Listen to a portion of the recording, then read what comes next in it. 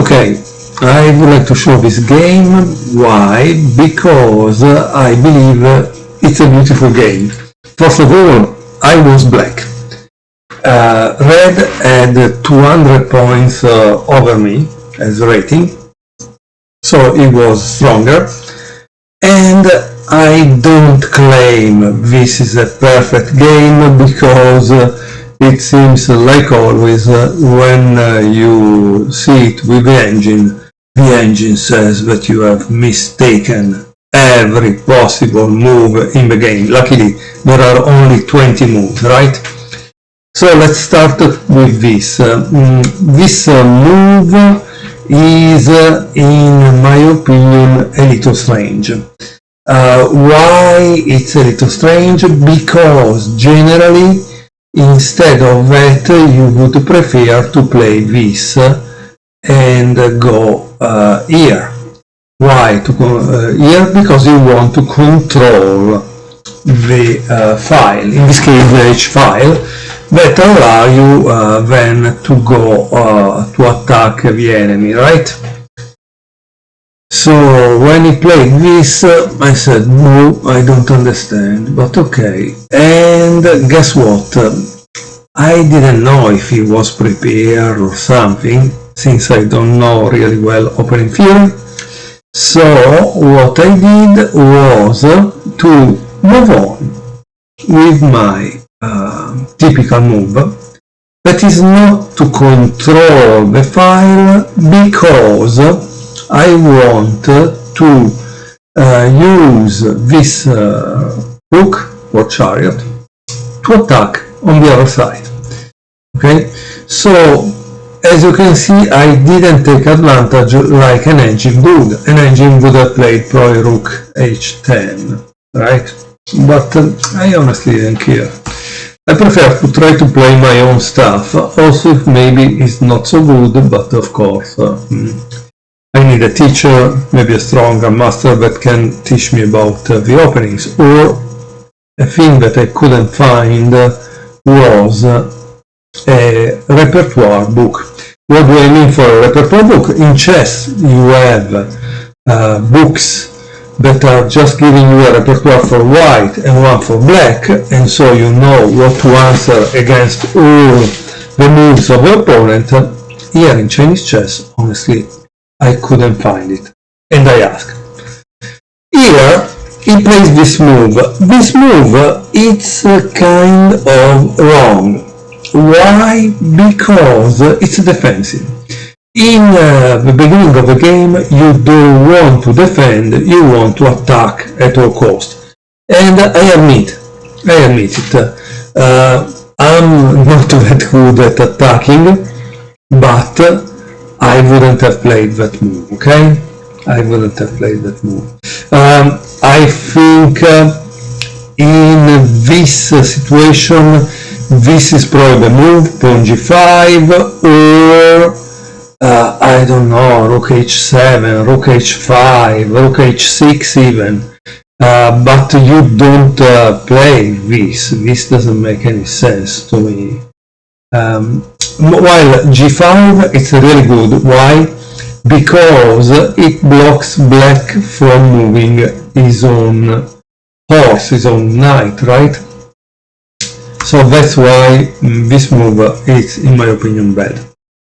Now, what did I play at this point? Since he didn't do that of blocking me with a pawn, I move my own pawn. In this way, I have two possibilities. One is to attack on the C file with the cannon, right? And two is eventually to develop a horse there. My opponent played this move, but it was like 5 o'clock in the morning, and I didn't grasp immediately what he wanted to do. I thought, okay, strange, maybe he wants to attack this knight, but then I obviously saw it, he wanted to attack this with cannon a5. And so I said, okay, I don't care. What do I want to do? I thought I want to enter into enemy territory, and so I did with this move. Again, I think it was good, and in fact, guess what? Also the engine Pikafish would have played. This was the other one, and here we have a kind of disagreement with Pikafish. Why? Because Pikafish would have played this move to protect my rook, that is attack here, right? It's attacked by that guy, and he cannot escape. Instead, I played this. I played this because, in my opinion, the horse had less value in this moment, in the opening, because the cannon can attack a lot. Practically, it can attack because there are all the pieces that are mounting the cannon, right? So he took control of the B file, and I didn't care. But guess what? For the engine, the correct move would have been this, cannon BD8. Instead, I played this because I wanted to go through on the C file, right? And here once more, now, why this move that I just played, cannon here, is not good? Well, let me tell you why. Because the problem is this. This is not defended. So once I played this, he could have played this, and I would have had a kind of trouble here, right? How do I defend this? Pawn, I don't know. So that was a huge problem. So again, as I tell you, I'm not a great player. But the other guy that was 200 points over me, I don't know how is that possible, played this. And this move, I am trying to understand the meaning behind. He understood that he was going to be attacked on the C file, this, and so he tries to defend. But once more, it doesn't make sense, because this is Chinese chess. Chinese chess is very violent. It's very attacking. That's why I think every chess player would fall in love with Chinese chess if they would go over the fact that it's a two-dimensional game, not three-dimensional. What do I mean by two-dimensional? Well, the idea is that Chinese chess has not pieces like our beautiful knights, king, rooks, and so on. They have kind of droughts game, right? Like the droughts. So they are just these little circle pieces, no? With above the ideogram of a piece. And from what I understand, for the Chinese mind, the ideogram, it develops in a 3D piece. But for us, Westerners, that's maybe not the case, because we are not able to see the ideogram, right? So in any case, guys, this is a great chance to learn a game that is really violent, and that you will not go in a draw. Partly because most of the repetition are forbidden by the rules, like continuously giving check. Why? Because obviously the general is inside a palace and he cannot escape. So nearly every piece could be able to give a repetition, a kind of perpetual check. In any case, let's return to our game. After I played this, I thought that I gained that cannon because I played this.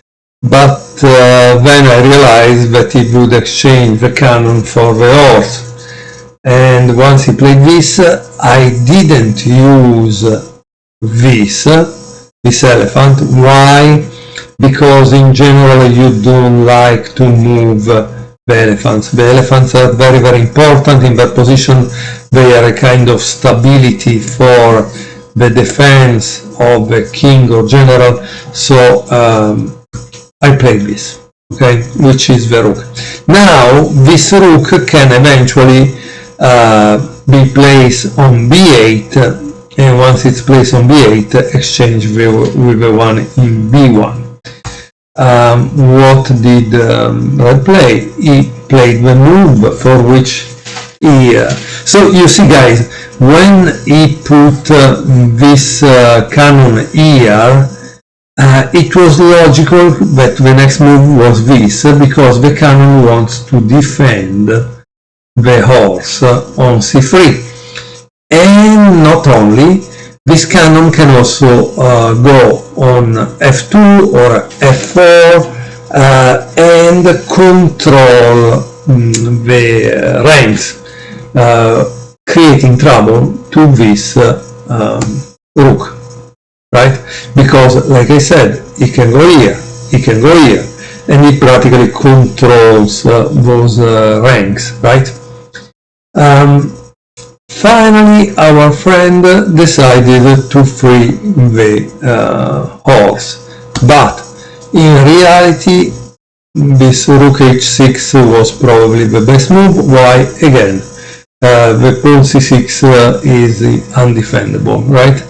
Or very difficult to defend, so you create a problem for the opponent.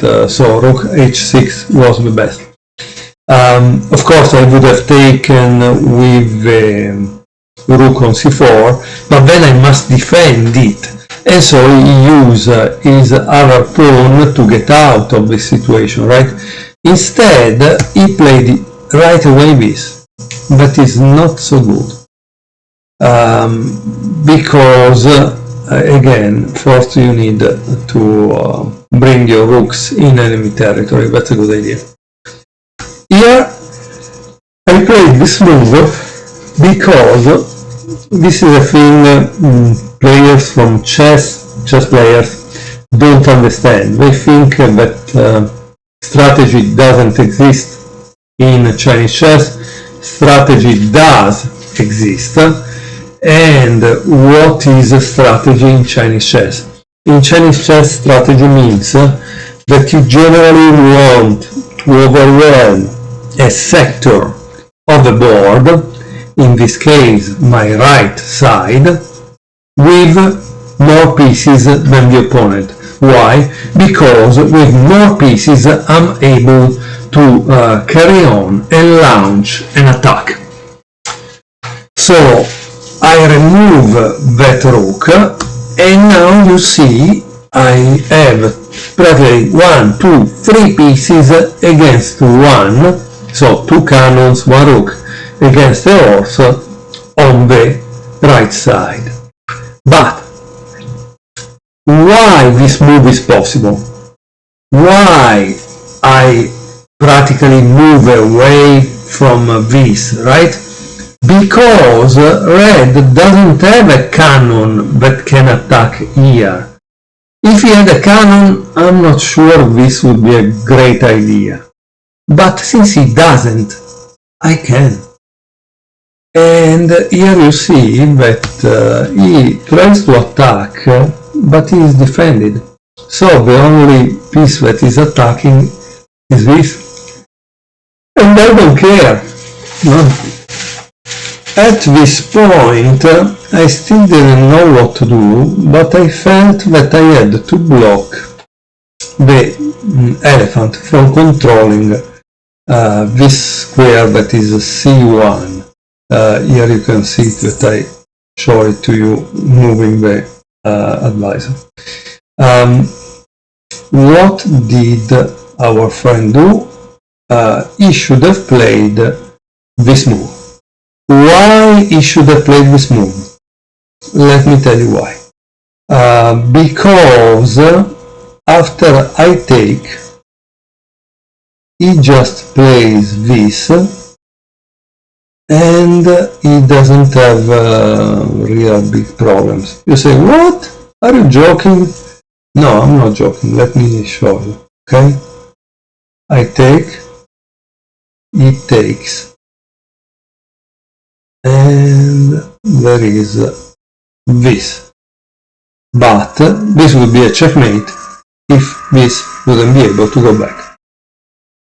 So now black has a slight advantage, but I don't think it's so good, the situation. I don't think it's so good. Notice that if you move this, try to go here, in reality when the elephant is defending c1, so no big deal. Now red could attack on the left side, my left side, so that's why I tell you this move was what red should have played, this move. Instead, red focus on this, attacking my rook. And here I didn't see it right away. There was already this amazing checkmate pattern that I didn't see right away. But I don't want to spoil it. I want to tell it to you when you are ready. And when are you ready? No, let me show you. I played this, attacking the horse. The horse take the pawn, and now I have this checkmate pattern in my head. It came out. In this point, in this moment, I saw it. The checkmate idea. Here I have to remove this defender and this defender. This defender is defending this, so my cannon cannot go really there. And then there is this defender that is defending also that. So what did I do here? Here he played this move because he wanted to go on the other side and block this attack, because he wanted to go behind my cannon, right? And so I immediately stop it. In reality, the engine says that this is the best move. Okay, whatever. But you will see. You will see that I had an idea. Here I block that rook from moving on the other side. And he plays this, which is innocuous, you think, right? But guess what? Already now I could take this. You say, no, it's impossible. If you take this, it will be taken back with the elephant. You can't. Let me show you why. If you take with the elephant, the game is over. No? Why? Because this is the point. Boom! Check. Take and take. Okay? In any case, I didn't play that, and let me show you. After he played this, I went back here. And he started to think maybe of a repetition, but I didn't have any idea of what I was doing. But I did, because guess what? He played this, and now the game is over. Okay? What did I do? Boom! Check. Takes. And checkmate. Now, could he stop the checkmate? Yes, he could have stopped the checkmate. And you tell me, oh, this was the move that I saw when, like always, after 5 seconds that I played my rook on d2, that I played this, I saw that he could have done this and escaped from the checkmate. I still would have had an advantage, but I mean, this was beautiful, because the guy didn't even know what hit him. He was totally bamboozled. So I hope you enjoyed this miniature, because it's just 20 moves long, and I hope you love this pattern. I want to thank you very much for watching. We didn't show it on a chessboard because In reality, I'm nearly ready to fly to Shanghai for the World Championship. And so I have tried to clean up a little the house, but obviously makes the lady happy, right? Well, you know what they say, happy life, and you can understand what is the end of the sentence. Okay, thank you very much for watching, and see you next time.